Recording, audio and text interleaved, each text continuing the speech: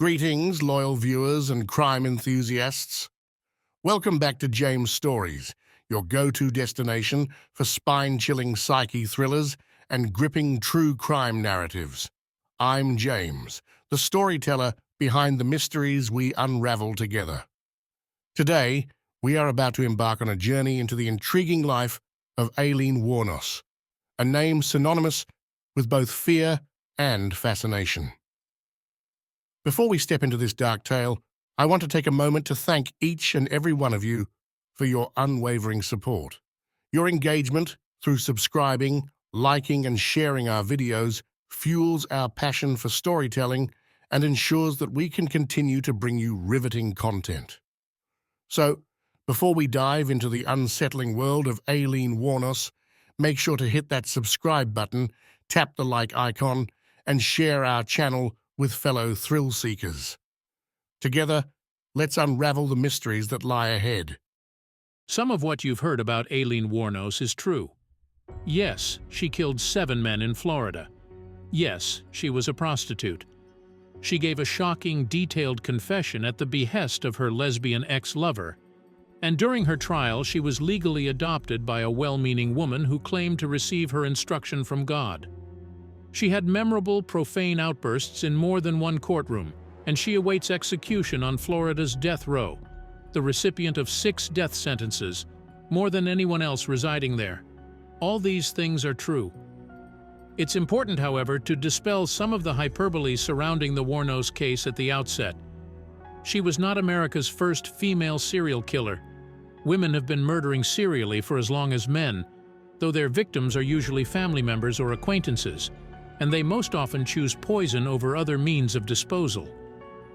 Wuornos killed strangers with a gun, an unusual but not unprecedented fact that the media seized upon and ran with rampantly. Furthermore, Wuornos's activities as a prostitute are ridiculously exaggerated. Her claim of having had sex with 250,000 men, which was widely reported as truth, is preposterous.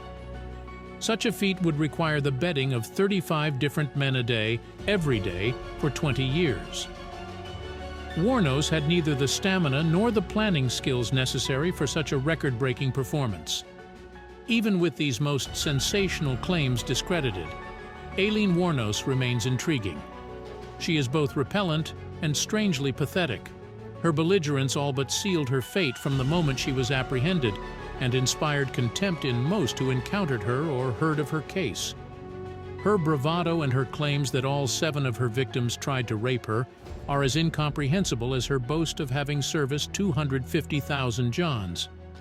Add to these the melodrama of her confession, her befriending and adoption by Arlene Prawl, and her never-had-a-chance personal history.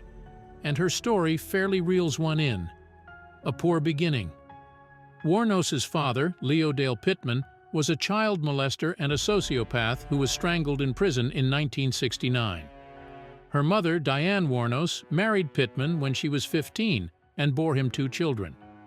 She divorced Pittman less than 2 years into the marriage, a few months before Aileen was born. Diane found the responsibilities of single motherhood unbearable, and in 1960 she abandoned Aileen and her brother Keith, who were then adopted by their maternal grandparents, Lori and Britta Wuornos. The Wuornoses raised Aileen and Keith with their own children in Troy, Michigan. They did not reveal that they were, in fact, the children's grandparents. Aileen discovered the truth at around age 12, information, which did not help an already troublesome situation. Lori Wuornos drank heavily and was strict with the children. When they discovered their true parentage, they rebelled against his severity, quickly becoming incorrigible. Aileen was pregnant at age 14 and sent to an unwed mother's home for the duration of her pregnancy. The staff found her hostile, uncooperative, and unable to get along with her peers. She delivered a baby boy who was put up for adoption in January 1971. In July of the same year, Britta Wuornos died. Diane Wuornos offered to let Aileen and Keith come live with her in Texas, but they declined, as she intended to establish rules and keep order in her household. Aileen, known to friends as Lee, dropped out of school, left home and took up hitchhiking and prostitution. In the next few years, Keith died of throat cancer and Lori committed suicide, and Lee headed for Florida, where she met and married an elderly man named Lewis Fell, who had a comfortable income from railroad stocks. The marriage was short. Fell obtained a restraining order and an annulment after Lee was arrested for hurling a cue ball at a bartender's head back home in Michigan. He claimed she had squandered his money and beaten him with his cane when he was not forthcoming with even more cash. Keith's life insurance had paid off well for Lee and her siblings. Lee received $10,000, which was gone in 2 months. She drifted back to Florida and embarked on a decade of failed relationships and small-time crime forgery, theft, and a rather ridiculous armed robbery that put her in prison for a spell.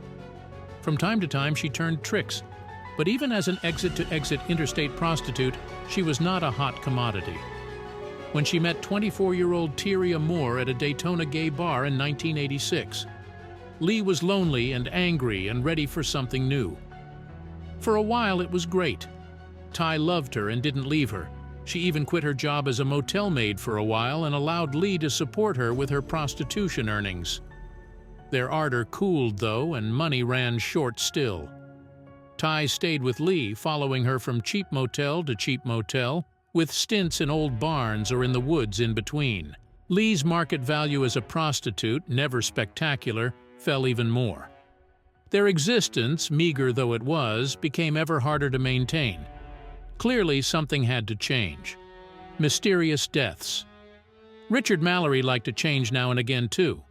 The middle-aged owner of a Clearwater, Florida electronics repair business was known to close up shop abruptly and disappear for a few days at a time on drinking and sex binges. He changed the locks to his apartment 8 times in 3 years. He kept employees at his business only long enough to clear the backlog of work that accrued during one of his disappearances, letting them go once his repair orders were caught up again. His only constants were alcohol, sex, and paranoia. So when he didn't show up to open his shop in early December 1989, no one thought much of it. There was no one close enough to him to notice he was gone. It wasn't until his 1977 Cadillac was found a few days later outside Daytona that anyone knew anything was amiss.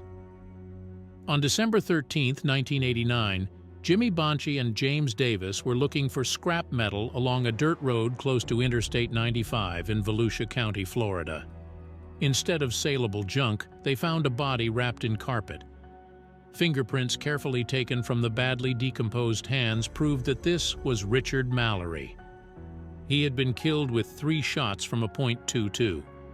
Several months of investigation into his sordid lifestyle and somewhat shady acquaintances produced no real leads. Initial suspicion revolved around a stripper who went by the name of Chastity, but the evidence, what little of it there was, didn't add up. Mallory's case went cold. On May 5, 1990, the body of an unidentified male was found naked in Brooks County, Georgia, close to Interstate 75 and just across the state line from Florida.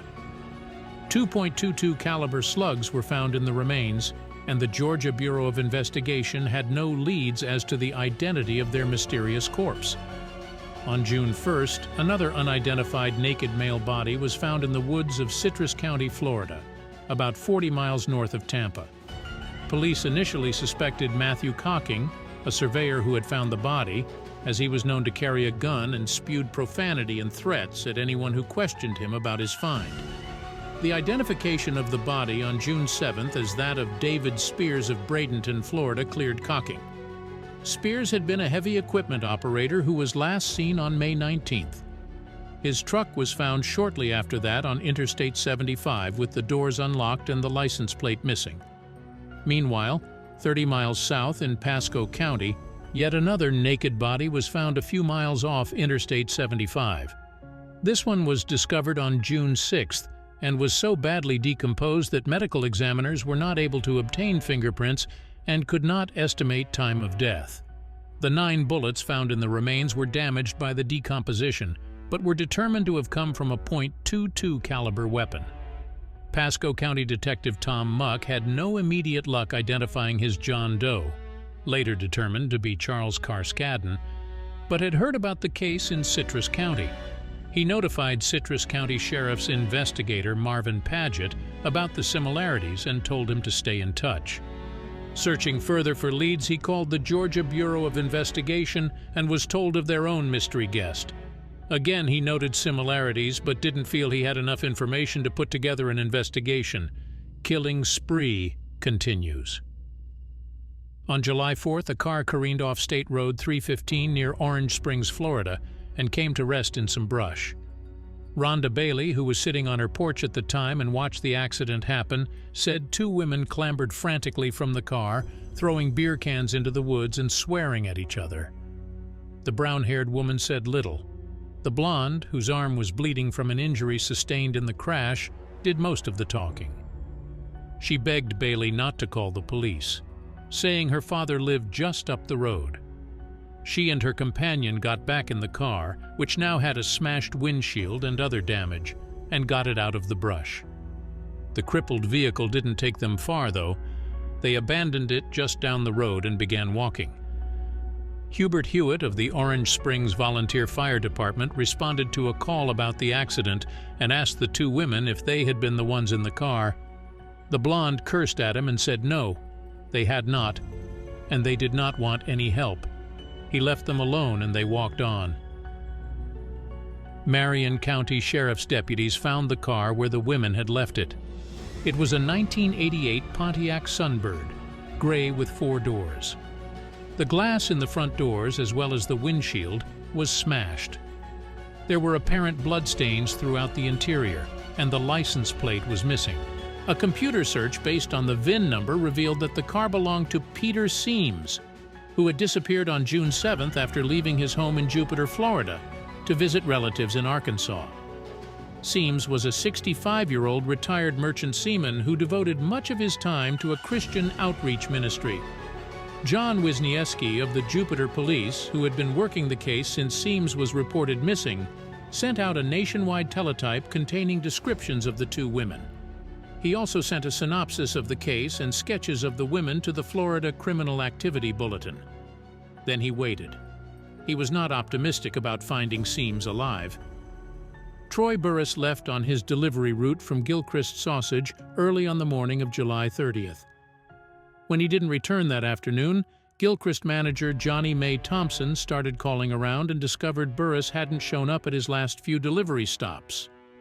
Late that night, she and her husband went out looking for him. At 2 a.m., Buress's wife reported him missing. At 4 a.m., Marion County Sheriff's deputies found his truck on the shoulder of State Road 19, 20 miles east of Ocala. It was unlocked and the keys were missing. So was Buress. He was found 5 days later.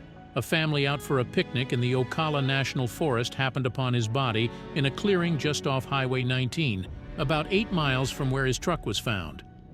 The Florida heat and humidity had hastened decomposition, precluding identification at the scene, but his wife identified his wedding ring. He had been killed with 2 shots from a .22 caliber gun, one to the chest and one to the back. Investigator John Tilley's initial suspect was a drifter named Curtis Michael Blankenship. He had been hitchhiking on Highway 19 the day of Buress's disappearance and was picked up close to the abandoned truck. It became evident as the investigation progressed, however, that Blankenship was not involved. For the time being, Tilley had no more suspects. Women suspected. Dick Humphreys never made it home from his last day of work at the Sumterville office of the Florida's Department of Health and Rehabilitative Services. A protective investigator specializing in abused and injured children, he was about to transfer to the department's Ocala office. He was 56, and this was not his first career. Previously, he'd been a police chief in Alabama. He celebrated his 35th wedding anniversary on September 10th. On September 11th, he disappeared. On the evening of September 12th, his body was found in Marion County. He'd been shot 7 times. 6.22 caliber slugs were recovered from his body. The 7th went through his wrist and was never found. His car was found in late September in Suwannee County. About a month later, the nude body of Walter Gino Antonio was found on a logging road in Dixie County. 60-year-old Antonio was a trucker, a sometime security guard, and a member of the Reserve Police. He'd been shot 4 times with a .22. When he was found on November 19th, he'd been dead less than 24 hours. His car was found 5 days later across the state in Brevard County.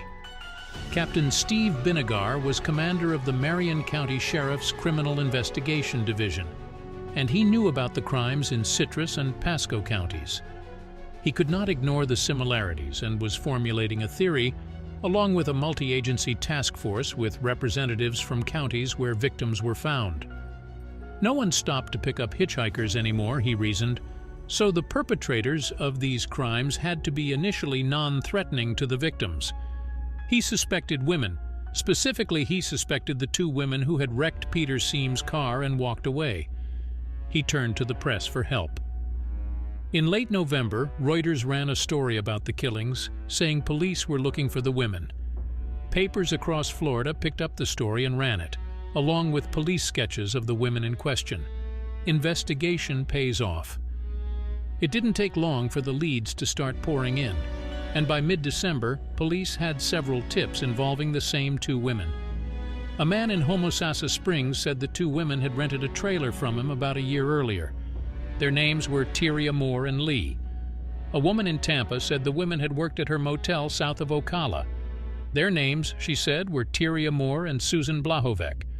An anonymous caller identified the women as Ty Moore and Lee Blahovec, who bought an RV in Homosassa Springs. Lee Blahovec was the dominant one, the caller said, and a truck stop prostitute. Both were lesbians. The mother lode, though, came from Port Orange near Daytona.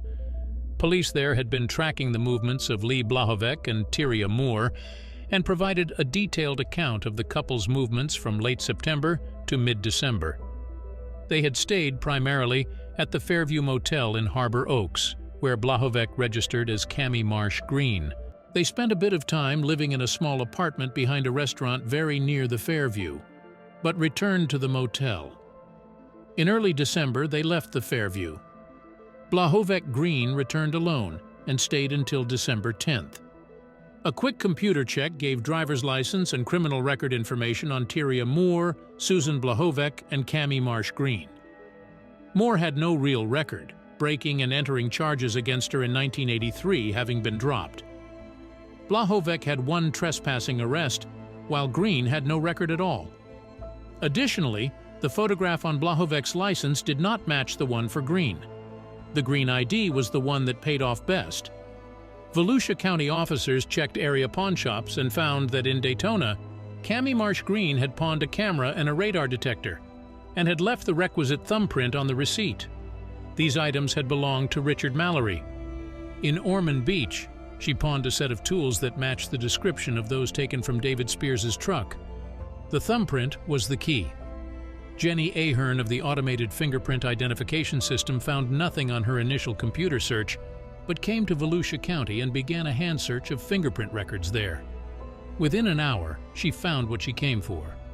The print showed up on a weapons charge and outstanding warrant against a Lori Grody. A bloody palm print found in Peter Siems's Sunbird matched Lori Grody's prints as well. All this information was sent to the National Crime Information Center. Responses came from Michigan, Colorado, and Florida. Lori Grody, Susan Blahovec, and Cammie Marsh Green were all aliases for Aileen Carol Wuornos. The hunt for Wuornos. The hunt for Wuornos began in earnest on January 5, 1991. Pairs of officers, including 2 undercover as Bucket and Drums, drug dealers down from Georgia, hit the streets hoping to track her down. On the evening of January 8th, Mike Joyner and Dick Martin, in their roles as Bucket and Drums, spotted her at the Port Orange pub. They meant for their takedown to develop gradually, as they wanted an airtight case. But Port Orange police entered suddenly and took Wuornos outside. Mike Joyner frantically phoned the command post at the Pirates Cove Motel, where authorities from 6 jurisdictions had come to work the case. This development wasn't because of a leak, they surmised. These were just cops doing their jobs. Bob Kelly of the Volusia County Sheriff's Office called the Port Orange Police Station and told them not to arrest Wuornos under any circumstances. The word was relayed to the cops in the nick of time, and Wuornos returned to the bar. Joyner and Martin struck up a conversation with her and bought her a few beers. She left the bar at around 10 o'clock, declining an offer for a ride. Once again, the cautious takedown was almost ruined. 2 Florida Department of Law Enforcement officers pulled up behind Wuornos as she walked down Ridgewood Avenue, following her with their lights off. Officers at the command post made a call and got the FDL officers off the street, and Wuornos made it to her next destination, a biker bar called The Last Resort. Joyner and Martin met her there for a while, drank more beers, shot more bull. They left just after midnight. Wuornos didn't leave at all. She spent her last night of freedom sleeping on an old car seat in The Last Resort. The following afternoon, Joyner and Martin were back at The Last Resort as Bucket and Drums, talking Wuornos up and wearing transmitters that kept the police apprised of everything that went on. They had planned on making their collar later that night, but The Last Resort was gearing up for a barbecue, and bikers would start pouring in any second. The decision was made at the command post to go ahead with the arrest. Joyner and Martin asked Wuornos if she'd like to get cleaned up at their motel room. She accepted their offer and left the bar with them. Outside on the steps, Larry Horzeppa of the Marion County Sheriff's Office approached her and told her she was being arrested on the outstanding warrant for Lori Grody. No mention was made of the murders, and no announcement was made to the media that a suspect had been arrested. Their caution was wise. As of yet, they had no murder weapon and no Tyria Moore. Confession. On January 10th, Moore was located. She was living with her sister in Pittston, Pennsylvania. Jerry Thompson of Citrus County and Bruce Munster of Marion County flew to Scranton, Pennsylvania to interview her. She was read her rights but not charged with anything. Munster made sure she knew what perjury was, swore her in, and sat back as she gave her statement. She had known about the murders since Lee had come home with Richard Mallory's Cadillac, she said. Lee had openly confessed that she had killed a man that day, but Moore told her not to say anything else. "I told her I didn't want to hear about it," Moore told Munster and Thompson. "And then any time she would come home after that and say certain things, telling me about where she got something, I'd say I don't want to hear it." She had her suspicions, she admitted, but wanted to know as little as possible about Lee's doings. The more she knew, she reasoned, the more compelled she would feel to report Lee to the authorities. And she didn't want to do that. "I was just scared," she said. "She always said she'd never hurt me, but then you can't believe her, so I don't know what she would have done." The next day, Moore accompanied Munster and Thompson back to Florida to assist the investigation. A confession would make the case against Wuornos virtually airtight, and Munster and Thompson explained their plan for obtaining one to Moore on the flight.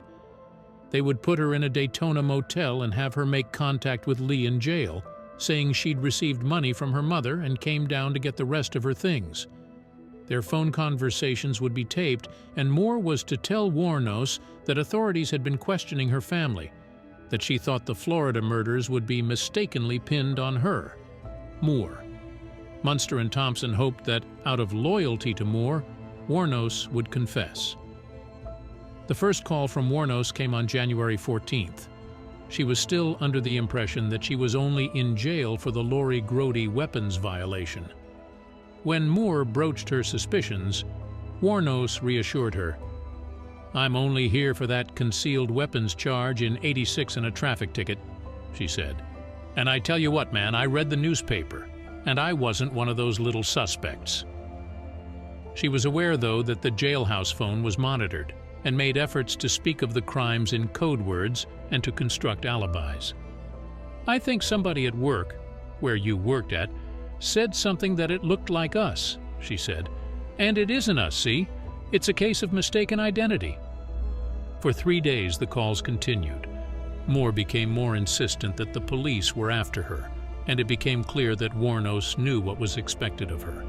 She even voiced suspicion that Moore was not alone, that someone was there taping their conversations.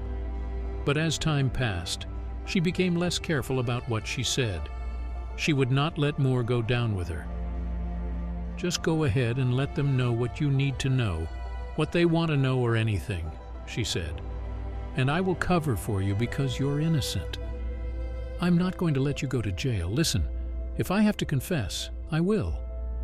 And on the morning of January 16th, she did. Wuornos came back to two main points over and over during her confession to Larry Hortzeppa and Bruce Munster. First, she made it clear that Moore was not involved in any way in any of the murders. Additionally, she was emphatic in her assertion that nothing was her fault. Not the murders, and not any circumstance that led her down the criminal path that was her life. All the killings were done in self-defense, she claimed. Each victim had either assaulted her, threatened her, or raped her. Her story seemed to develop as she told it. When she thought she'd said something incriminating, she would back up and retell that part, changing details to suit her overall scenario. She'd been raped several times in the past few years, she claimed, and had had enough. When each of her victims became aggressive, she killed out of fear. Several times, Michael O'Neill, a public defender from the Volusia County Public Defender's Office, advised Wuornos to stop talking, finally asking in exasperation, "Do you realize these guys are cops?" Wuornos answered, "I know, and they wanted to hang me. And that's cool because maybe, man, I deserve it. I just want to get this over with." An avalanche of book and movie offers poured into detectives, relatives, Moore, and even Wuornos herself. Wuornos seemed to think she would make millions from her story, not yet realizing that Florida had a law against criminals profiting in such a manner. She was all over the local and national media. She felt famous, and she continued to talk about the crimes with anyone who would listen, including Volusia County Jail employees. With each retelling, she refined her story, casting herself in a better light each time. Aileen's defender. Into this tumult came Arlene Prahl, a 44-year-old born-again Christian who ran a horse breeding and boarding facility near Ocala. She had seen Wuornos's picture in a newspaper and wrote her a letter. "My name is Arlene Prahl," she began. "I'm born again. You're going to think I'm crazy, but Jesus told me to write you." She provided her home telephone number, and on January 30th, Wuornos called her collect for the first time. Almost immediately, Prahl became her ardent defender and helpmate. Prahl advised her that her public defenders were trying to profit from her story, as was everyone else.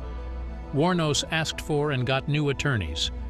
Prahl spoke with reporters, describing her relationship with Wuornos to a Vanity Fair reporter as a soul binding. "We're like Jonathan and David in the Bible. It's as though part of me is trapped in jail with her. We always know what the other is feeling and thinking." To another reporter, she said, "If the world could know the real Aileen Wuornos, there's not a jury that would convict her." Throughout 1991, Prahl appeared on talk shows and in tabloids, talking to anyone who would listen about what she perceived as Wuornos's true good nature.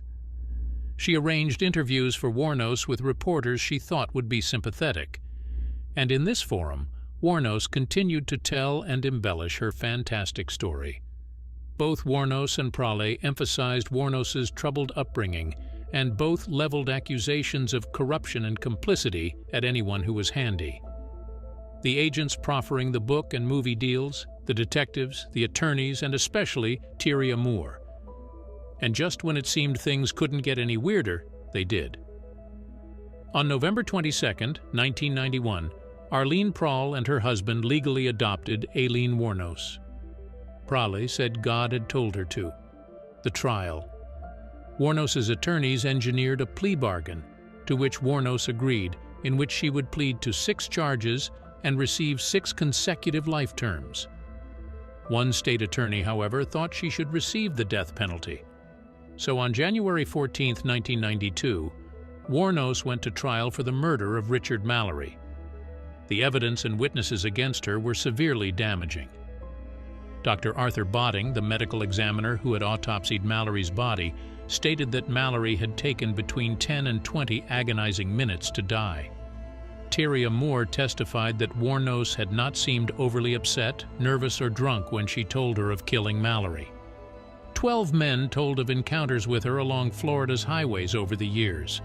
Florida has a law known as the Williams Rule that allows evidence relating to other crimes to be admitted if it helps to show a pattern. Because of the Williams Rule, information regarding the other killings was presented to the jury. Wuornos's claim of having killed in self-defense would have been a lot more believable had the jury known only of Mallory. Now, with the jury made aware of all of the murders, self-defense seemed improbable at best. After the excerpts from her videotaped confession were played, the self-defense claim seemed ridiculous. On the tape, Wuornos appeared confident and not at all upset by the story she was telling. She made easy conversation with her interrogators and repeatedly told her public defender to be quiet. Her image spoke from the screen. "I took a life. I am willing to give up my life because I killed people. I deserve to die." Tricia Jenkins, one of Wuornos's public defenders, did not want her client to testify and told her so. But Wuornos insisted on telling her story. By now, her account of Mallory's killing barely resembled the one she gave in her confession. Mallory had raped and sodomized her, she claimed, and had tortured her. On cross-examination, prosecutor John Tanner obliterated any shred of credibility she may have had.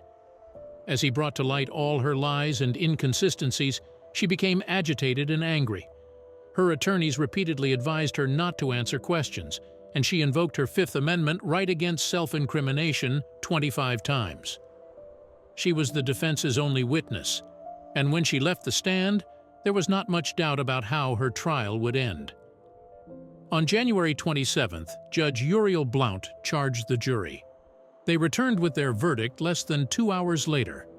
They found Wuornos guilty of first-degree murder, and as they filed out of the courtroom, she exploded with rage, shouting, "I'm innocent! I was raped! I hope you get raped, scumbags of America!" Her outburst was still fresh in the minds of jurors as the penalty phase of her trial began the next day. Expert witnesses for the defense testified that Wuornos was mentally ill, that she suffered from borderline personality disorder, and that her tumultuous upbringing had stunted and ruined her. Jenkins referred to her client as a damaged, primitive child, as she pleaded with the jury to spare Wuornos's life. But jurors neither forgot nor forgave the woman they'd come to know during the trial. With a unanimous verdict, they recommended that Judge Blount sentence her to the electric chair. He did so on January 31st, unrepentant. Wuornos did not stand trial again. On March 31st, she pleaded no contest to the murders of Dick Humphreys, Troy Buress, and David Spears, saying she wanted to get right with God. In a rambling statement to the court, she said, "I wanted to confess to you that Richard Mallory did violently rape me as I've told you, but these others did not.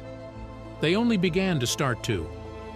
She ended her monologue by turning to Assistant State Attorney Rick Ridgway and hissing, "I hope your wife and children get raped in the ass."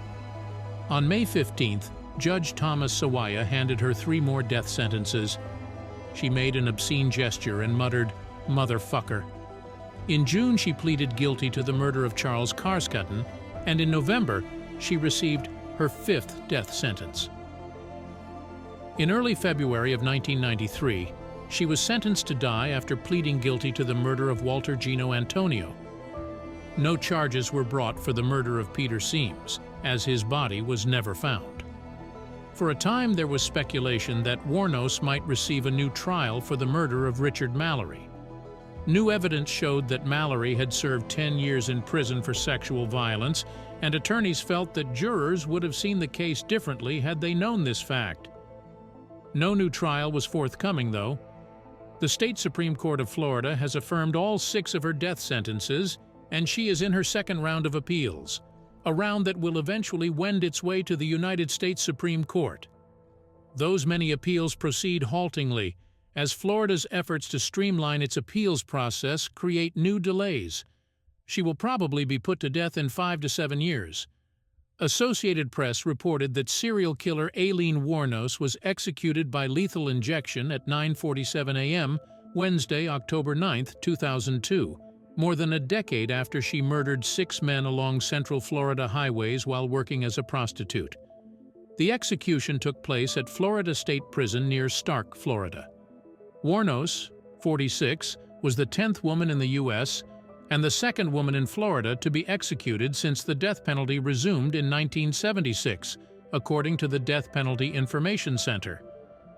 51 men have been executed by Florida between 1976 and October 2002. Judy Buenoano was the other woman executed in Florida during that time span. I'd just like to say I'm sailing with the Rock, and I'll be back like Independence Day with Jesus June 6th, like the movie Big Mothership and all.